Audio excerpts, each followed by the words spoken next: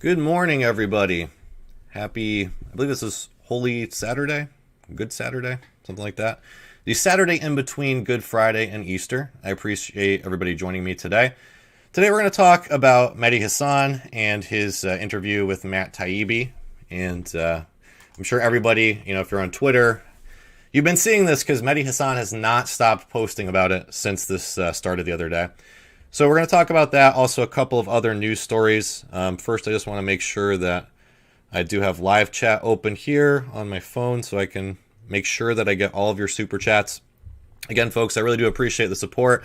Also, if you can't donate via YouTube, if you could head over to patreon.com/Primo Radical and become a patron there, I would sincerely appreciate it. As you can see, I'm down to only about 112 patrons right now.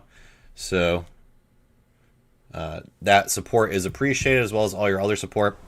So if you haven't been following this, and again, I know it's probably difficult if you're on Twitter to have not followed this, but Matt Taibbi, who broke the Twitter files, which again is one of the largest news stories of the last couple of years, showing how Twitter was conspiring with the FBI, and the FBI was pressuring Twitter and presumably also Google and Facebook and other social media networks to censor the story of the Hunter Biden laptop, as well as other news stories related to COVID. And, there was several different Twitter files over the course of a few months showing how the government is effectively using big tech to try to shape the minds of the populace.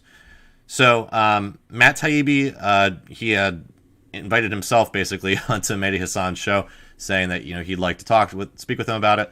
Mehdi Hasan accepted, which in itself is pretty remarkable because over the last few years we really haven't seen the anti-imperialist left welcome on liberal media, right? We haven't seen Jimmy Dore on MSNBC.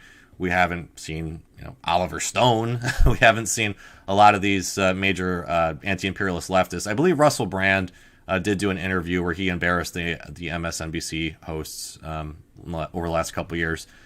But in any case, it was remarkable to see Matt Taibbi invited again. When's the last time you saw Aaron Mate or Max Blumenthal or Michael Tracy or one of these folks on MSNBC? Just doesn't happen.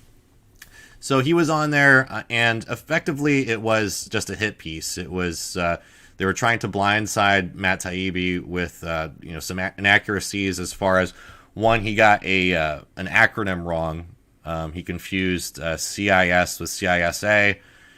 Also, there was a date inaccuracy as far as when there were reports filed, and there were some other just minor inaccuracies, which Matt Taibbi acknowledged, especially on the typo one. He acknowledged that was an inaccuracy.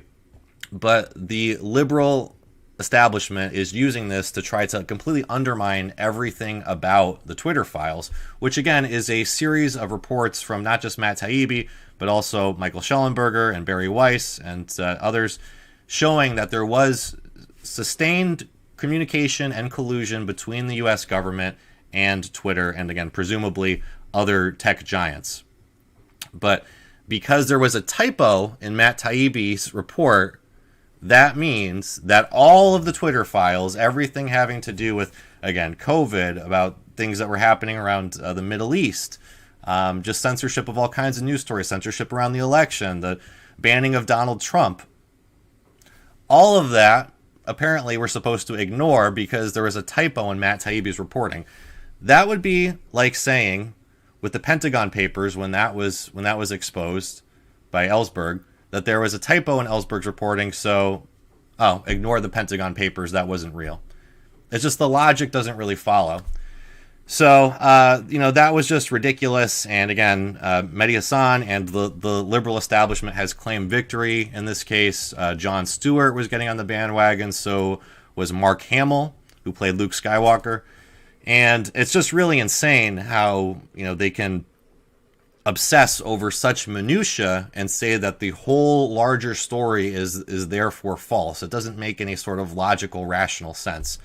But that's what they're doing, again, because The Twitter files was a major story, and Matt Taibbi did great work in exposing it. Again, I think it's one of the largest news stories of recent years. He has shown that, yes, the U.S. government is using these tech giants to censor dissent in the United States, thereby violating the First Amendment. Because we've heard this time and time again, right? These are private companies. They can censor the American public as much as they want because it's a private company. And we've even heard this from the right, from libertarians. But what the Twitter files exposed is that this wasn't just private companies doing this. This was, in fact, the federal government, especially the FBI, censoring dissent in the United States, which is a violation of the First Amendment. So that was a major news story. And of course, we're seeing regime apologists like Mehdi Hasan trying to discredit that news story. Now, there was a couple other points in there that I wanted to address outside of that. One of them was that Mehdi Hasan was basically saying that Matt Taibbi is carrying water for Elon Musk, and that he just was hired by Elon Musk to do propaganda for Elon Musk, and that he's not critical of Elon Musk, and so on. Now, I think that Matt Taibbi probably could have been more critical of Elon Musk. There may be some validity to that. However, it's really ironic for that coming from Mehdi Hasan, because Mehdi Hasan has worked for The Intercept, and The Intercept has been heavily funded by billionaire Pierre Omidyar. So it's really kind of ironic for Mehdi Hasan to say that, oh, Matt Taibbi's doing work for some billionaire, when he himself was working for a news outlet funded by a billionaire, and a billionaire who actually, as we found out, has been involved in anti-democratic movements like what happened in the 2014 coup in Ukraine. So this is from USA Today. This is from March 2nd, 2014. And it talks about a news story that was published. The original article, I don't believe it's up online anymore, but this is referencing an article talking about how Pierre Omidyar was involved in the anti-democratic protests in Ukraine. So again, this is from USA Today. So what are we to make of the flap over contributions by eBay founder and nascent media titan Pierre Omidyar to anti-government groups in Ukraine? Website Pando Daily published a story Friday reporting that Omidyar, along with the U.S. government, had bankrolled groups active in opposing the recent toppled government of Ukrainian President Viktor Yanukovych. Omidyar is also funding First Look Media, a budding media colossus, to the tune of $250 million. His marquee hire is Glenn Greenwald. Now, again, folks, just to interject here, as we all know, Glenn Greenwald actually left The Intercept because because of the issues surrounding the Hunter Biden laptop story. So again, this story happened back in 2014, talking about Greenwald still working for the group funded by Omidyar. But again, he ended up actually leaving over the Hunter Biden story, which again is relevant to the Twitter files. His marquee hire is Glenn Greenwald, a crusading left-of-center journalist who has been the leader in coverage of the revelations of former NSA contractor Edward Snowden. In breathless article written as if it were unearthing major skullduggery, Pando Daily Mark Ames wrote, "What all this adds up to is a journalistic conflict of interest of the worst kind. Omidyar working hand in glove with the U.S. foreign policy agencies to interfere in foreign governments co-financing regime change as well as well-known arms of the American empire, while at the same time hiring a growing team of soi-disant independent journalists, which vows to investigate the behavior of the U.S. government at home and overseas and boasts of its uniquely adversarial relationship towards these government institutions." Ames also claimed that Omidyar had purchased the silence of the dream team of writers that he had hired for the rest of the fawning press. And again, so that, in retrospect, doesn't really line up just because Greenwald did end up leaving The Intercept. But, I think it's... Well, let's continue on here. Greenwald promptly ended that Silent Sunday with a post that quickly took the air out of the This Just In scoop when he pointed out that Omidyar's aid had been disclosed in a press release on the Omidyar Network website when he made pro-democracy grants to the Ukrainian group of five others in 2011. So, is this article still up? Yeah, right. So the point being, folks, Pierre Omidyar has been instrumental in the anti-government protests, the coup that took over in Ukraine in 2014. And he has also been a supporter of Russiagate and all of the propaganda, that Donald Trump is a Russian agent and whatnot. And where do you think Mehdi Hasan has fallen on all of those issues? Well, here we are. Here's a tweet from January 10th, 2017. And Mehdi Hasan here is quote tweeting the Steele dossier claims about, the P-tape, effectively. And here he's saying, I have said it before, and I'll say it again. When it comes to this election and Trump revelations, you can't make this stuff up. Which is kind of ironic because it was made up, actually. This was completely made up. It was proved to be bogus. But here he is uncritically regurgitating this. And I don't know if he's ever retracted this sentiment. And the sentiment that he's projected for years that Donald Trump was a Russian agent. And as Michael Tracy pointed out here, there was even a video he put up. Did Russian trolls undermine the 2017 Women's March? So here we see the real conspiratorial thinking of Mehdi Hasan. And, it's been the conspiratorial thinking of MSNBC and Pierre Omidyar. And again, him being a billionaire who is financing the anti-democratic movement in Ukraine. And we just see Mehdi Hasan's politics perfectly lining up with that, and him being uncritical, and him being the same, corporate stooge, the shill that he's claiming that Matt Taibbi is, right? He's really projecting here because he's claiming that Matt Taibbi is carrying water for a billionaire. He's doing the same thing. He's carrying water for the oligarchical class is what he's doing. So there's that. And I want to also point this out. This was from Jimmy Dore. Jimmy Dore did a 20-minute video, or he did a live stream last night, but there's a 20-minute video that's up that you can check out where he goes over this in more depth. But here is one point that I wanted to highlight. Well, that's funny because he actually wrote an article where he called people telling the truth about what was happening in Syria Assad apologists. And I said, that's weird because you literally wrote an entire article smearing anti-Syrian war activists and truth tellers as Assad apologists. It's even in the title of the article. I know you're pro-Syrian war, but you really are shitty at gaslighting about it. And of course, he blocked me. So this was the tweet I was responding to, and I showed the article he wrote, and it was called that you're Assad apologist. That was the headline of the article he wrote at The Intercept. And so I reminded him of it, and he blocked me. That's the guy who can win any argument, by the way. He just wrote a book on how... My bad. He can win any argument, but he has to block you. So, and I think this goes into a larger... Another point that I wanted to highlight here was at the very beginning of this interview, Matt Taibbi was introduced by Mehdi Hasan as, he used to be this guy who used to rant against Wall Street, but now he's in league with the right.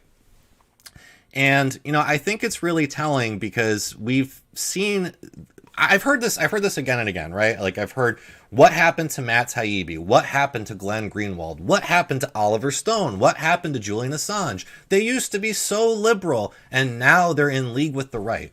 But they haven't really changed, have they? They've stayed true to their principles. It's the leadership of the Democratic Party that has changed. It's the philosophy of the Democratic Party. The people who used to say that Bush was Hitler.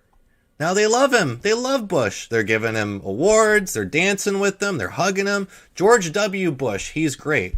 Donald Trump's the enemy now, even though a few years ago Donald Trump was their friend. But it's not just, on a personal level. It's an issue of policy. Here's something I highlighted when I interviewed Noam Chomsky a couple times ago. How in the 2012 election, a main part of the 2012 election was how the Obama administration wanted to make peace with Russia. Do you remember how Hillary Clinton went there and did the whole reset thing? And Mitt Romney had claimed during that election, 2012, again, not that long ago, just about a decade ago, he claimed that Russia was our number one enemy. And the Democrats pushed back on that very heartily. Let's remind ourselves about this here. Because a few months ago, when you were asked what's the biggest geopolitical threat facing America, you said Russia. Not Al-Qaeda, you said Russia. In the 1980s are now calling to ask for their foreign policy back because the Cold War has been over for 20 years. But Governor, when it comes to our foreign policy, you seem to want to import the foreign policies of the 1980s. You indicated that we shouldn't be passing nuclear treaties with Russia, despite the fact that 71 senators, Democrats and Republicans, voted for it. The statements that Governor Romney makes show little understanding of what is actually going on in the 21st century. Listen to Russia. This is, without question, our #1 geopolitical foe. It's a really curious statement, given that the Cold War has been over for some time. He is not up to date, and that is a very dangerous aspect. That's just an example of his 20th century approach to 21st century issues. He's even blurted out the preposterous notion that Russia is our #1 geopolitical foe. Folks, Sarah Palin said she could see Russia from Alaska. Mitt Romney talks like he's only seen Russia by watching Rocky IV.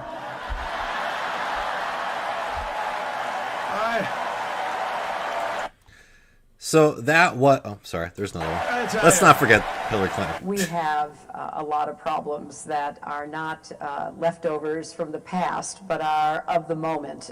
We've just been talking about one, namely Iran. And in many of the areas where we are working to solve problems, Russia has been an ally. You know, they're in the P5+1 talks with us. They have worked with us in Afghanistan and have been very helpful in the Northern Distribution Network and in other ways. So I think it's somewhat dated to be looking backwards instead of being realistic about where we agree, where we don't agree, but looking for ways to bridge the disagreements and then to maximize the cooperation. That was the Democratic Party back in 2012. And again, in years prior to that, the Democratic Party was opposed to the Bush administration, opposed to neoconservatism, nominally opposed to the illegal spying, nominally opposed to U.S. imperialism and the Iraq War. The Democratic Party has changed, or at least the marketing around the Democratic Party has changed.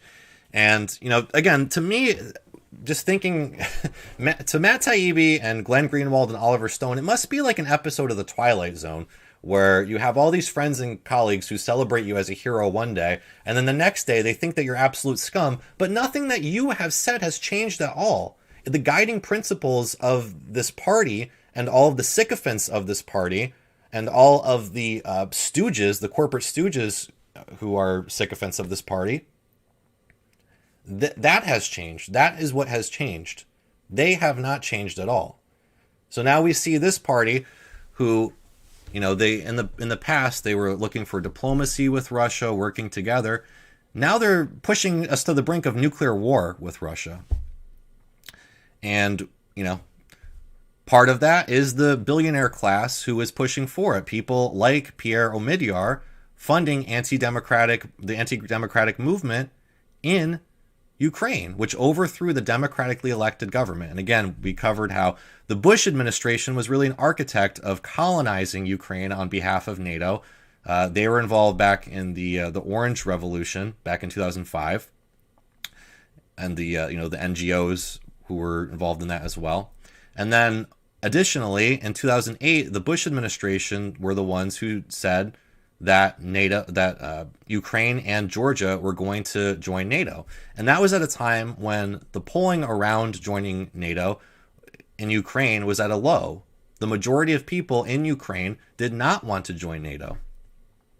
And again, the democratically elected president of Ukraine was overthrown in 2013 and 2014 with the overt participation of the U.S. government. Again, you can go back to John McCain and Chris Murphy participating in those protests, and you can go back to the Victoria Nuland call and everything else that the U.S. was doing, and then from there funding Nazis and all of that, participating, helping the genocide in the Donbass and the anti-democratic movements against all the left-wing political parties in Ukraine, making the Communist Party and socialist symbols illegal in Ukraine.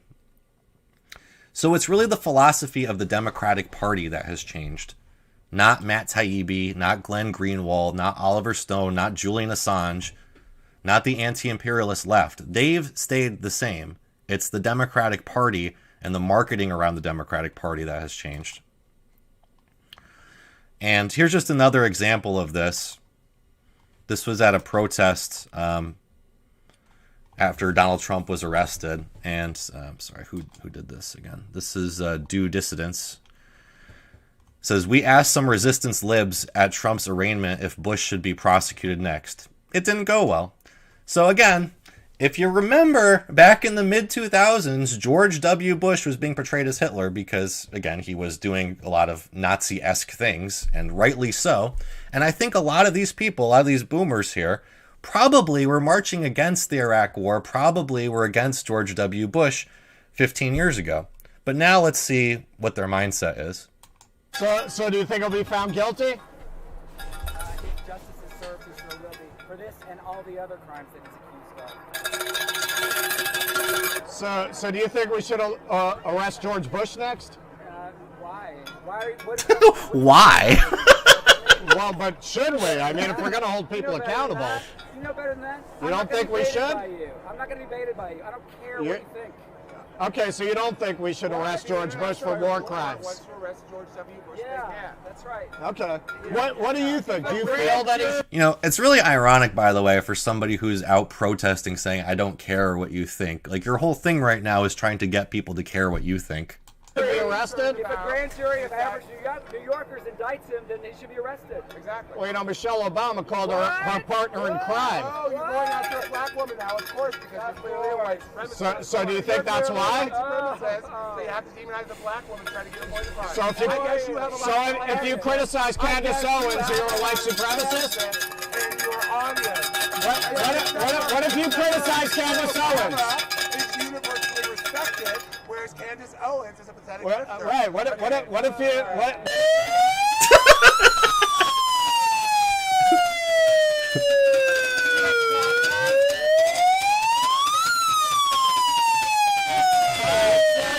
This is what happens when you ask these people questions. They cannot answer. Well, this is a public place. I can do whatever I want. I'm just going to ask you to take a step back. Well, you have no right to do that. Yes, I do. No, you don't. You're in my space, and I'm going to ask you. You're in my space. I'm not in your space. Get out of our space. I asked if we should arrest George Bush. They went crazy. I guess they like George Bush. Are you guys Republicans? Are you Republicans? Like, why do you not want to arrest George Bush?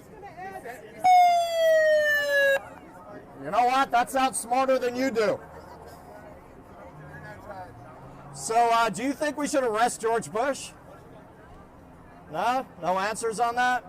You don't know if we should arrest George Bush? You're not sure? You know, Michelle Obama called him her partner in crime. I think she was saying, let's arrest him.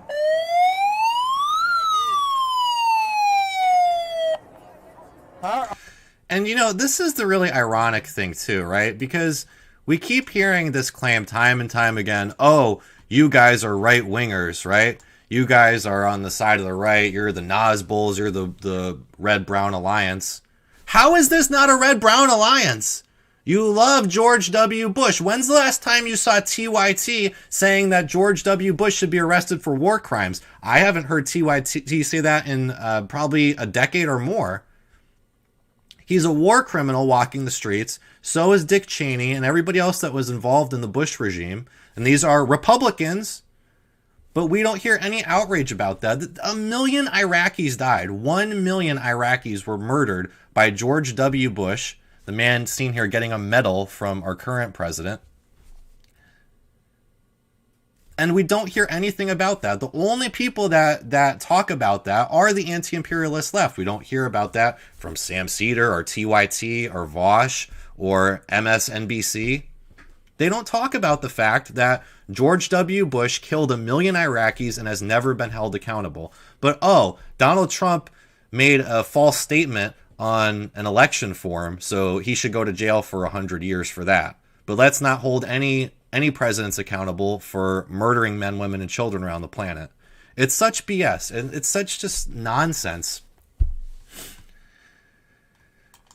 So, there's all of that. So anyway, folks, I want to move on to another story. This was another big news story the last couple days. There has been some leaked documents regarding the war in Ukraine and the U.S. NATO involvement there. So this has been all over the news. There's a lot of corporate media articles about that. I'm going to read you the Gray Zone piece. It says, leaked documents expose U.S. NATO Ukraine war plans. Classified Pentagon documents containing information about U.S. and NATO plans for a Ukrainian offensive and key details of the ongoing war have leaked, and the Biden administration is reportedly demanding they be scrubbed from the internet. Is there a hidden agenda behind the leak? Let me just zoom in a little bit here. The New York Times has reported, quote, a significant breach of American intelligence in the effort to aid Ukraine through the leak of classified documents which have been shared on social media. Correspondents cited senior Biden administration officials who apparently tipped the outlet off to the story. Documents circulating on Telegram, which closely resemble those referred to by the Times, are reproduced at the end of this article. The Times writes, military analysts said the documents appear to have been modified in certain parts from their original format, overstating American estimates of Ukrainian war dead and understating estimates of Russian troops killed. The modifications could point to an effort of disinformation by Moscow, the analyst said. The analyst warned that documents released by Russian sources could be selectively altered to present the Kremlin's disinformation. Neither the New York Times nor the, quote, military analysts it cited explain how the documents were altered or why they have the appearance of tampering. However, because the leaked documents have arrived in the form of photographs of printed documents rather than original files, the possibility of forgery or alteration must be considered. The leaked documents claim that Russia has sustained troop losses ranging from 16,000 to 17,500, while Ukrainian losses amount to as many as 71,500, a staggering differential that stands at odds with the triumphalist narrative projected by Kiev. They are dated March 1st, 2023, and appear to be part of an ongoing briefing effort to analyze the war's progress and plan a Ukrainian counteroffensive. The Gray Zone obtained the documents from a public Telegram channel. Though they resemble those described by the Times, we cannot confirm their authenticity. According to the New York Times, the Pentagon is investigating the leak, while the White House is, quote, working to get them deleted. Twitter owner Elon Musk appears to have confirmed the pressure campaign, sarcastically commenting, yeah, you can totally delete things from the internet. That works perfectly and doesn't draw attention to whatever you were trying to hide at all. Leaked docs. Ukrainian killed in action outnumber Russians 4-1.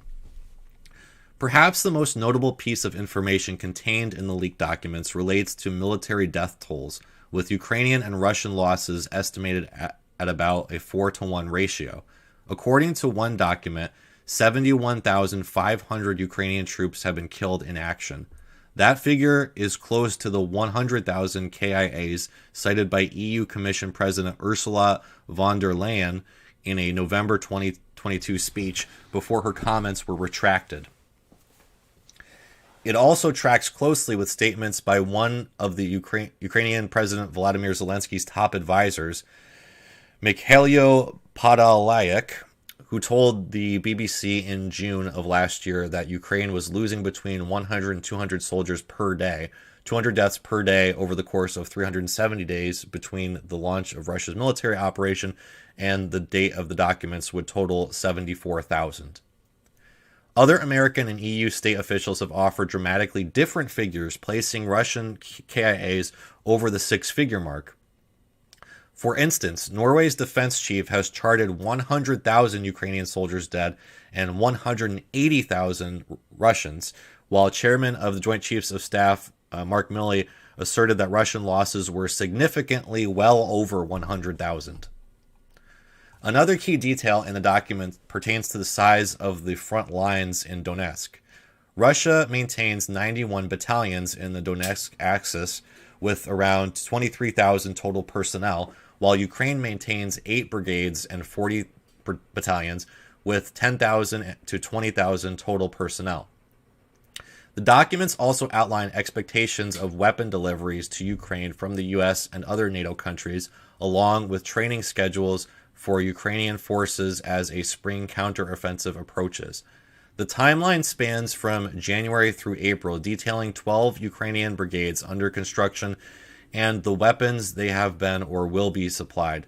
9 brigades are said to be armed and trained by the U.S. and NATO allies, and 6 are said to be ready by the end of March, while the rest are in action, will be in action by the end of April. The brigades are said to require 253 tanks, 381 mechanized vehicles, 480 motor vehicles, and more. While the documents distributed on Telegram contain important details about NATO and Ukrainian military capacity and highlight the astounding depth of American involvement in the war, their publication raises a number of questions. If the documents were partially faked, were they disseminated to help Russia advance its public relations goals, perhaps by minimizing their casualty numbers or inflating those of their foe? They certainly would not be fooling anyone at the Department of Defense, since they obviously have the original files on hand. Or could it be that the United States leaked the documents with faulty intelligence strewn throughout the contents to confuse Russia ahead of the Ukrainian offensive? There is also the possibility that they are 100% authentic. If so, Ukraine and its Western patrons may have a more serious problem than a few leaked documents. So again, this has been a big news story. Other corporate media outlets have been covering this. But again, if this is accurate, if those are, if it's only 17,000 Russians dead compared to 71,000 Ukrainians, then we are definitely being told falsehoods about this war by our leaders as we're continuing to fund the Ukrainian side of this war and prop up the Ukrainian military and keep this war going. And again, pushing us closer and closer to all-out nuclear conflict between NATO and Russia. So last, folks, I just wanted to continue on with the story that Robert F. Kennedy Jr. has announced that he is running for president. He's going to officially announce his run at April 19th in Boston. I do expect to go to this, so if you're in the Boston area, I'll probably be there, I imagine. I'm not sure of the time exactly quite yet. It just says April 19th in Boston. But, this will be where Robert F. Kennedy Jr. officially announces. And again, I think it's really a great thing that he is running. I know that a lot of people probably think that I'm being a mark and being the Charlie Brown, again, lining up to kick the football, after we've seen what we've seen with Obama and Bernie Sanders and Tulsi Gabbard and the Green Party, supposedly falling for this again. I think on one hand, it's hard to not hope that there's somebody who's going to participate in the electoral system who's going to reflect the values of the anti-imperialist left or just anti-authoritarians more broadly. And I think that Robert F. Kennedy has embodied that. And, even if it is some kind of psyop or something, I think it's important that there at least be a perspective like that voiced in the Democratic Party. Again, I kind of I have my problems with Tulsi Gabbard at this point. But I do think it was valuable for her to voice critiques of the neocon neoliberal establishment. I think that was valuable at the end of the day. It highlights how the Democrats have gone from being anti-war to being neocons. So, I think it's important that we have somebody who was opposed to the COVID tyranny and who has spoken out against U.S. foreign policy, and somebody, again, with the gravitas of the name Kennedy, right? Like, don't discount that. This man is part of the Kennedy dynasty. I'm sure folks out there, have issues with John F. Kennedy's policies, maybe in Vietnam or whatnot. But that being said, that name means something, particularly in the Democratic Party.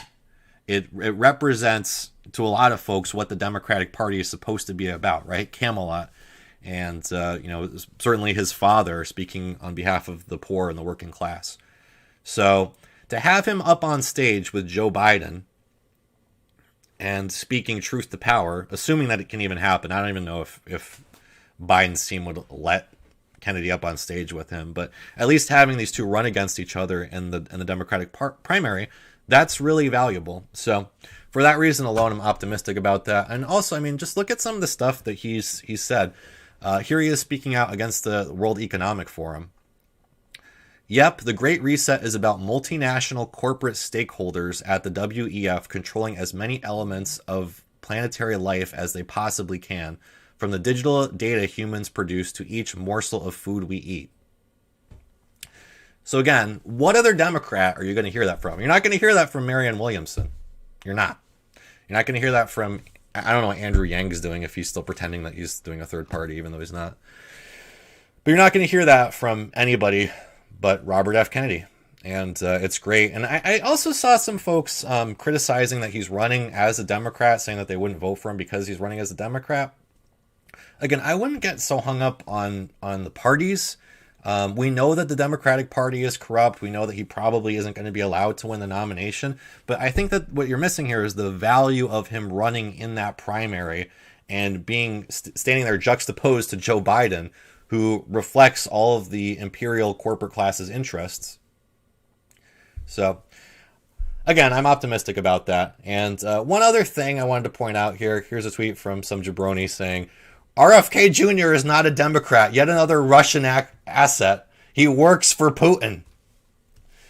So I think that it's important also to highlight how insane these people have gotten with their Russia hysteria, that they're actually going to claim that a Kennedy is a Russian asset. That is just going full John Bircher at this point. Like, that's what the John Birchers did, right? They claimed that John F. Kennedy was a communist. He was working for Moscow. And now we're seeing the same kind of claims about RFK Jr. Yet another Russian asset. He works for Putin. So just absolute madness. So again, I'm thinking about going to Boston on April 19th. I'm not sure of exactly the place or the time yet, but I think it's going to be an historic moment. And I definitely am looking forward to the Democratic primaries because of this. So I don't think we got any super chats today, but again, folks, I do appreciate your support as always. Thank you for watching. Please like and share my content as much as you can. And hopefully I'll have some interviews coming up in the near future. Also, if you're able, please head over to Patreon and become a patron. And again, all of my patrons, when I do have guests, they are able to submit questions directly to the guests. And again, all of you super chatters, if you ever want to send a super chat, I'll answer any of your questions here. But yeah, folks, thanks again for watching. I really do appreciate it. And until next time,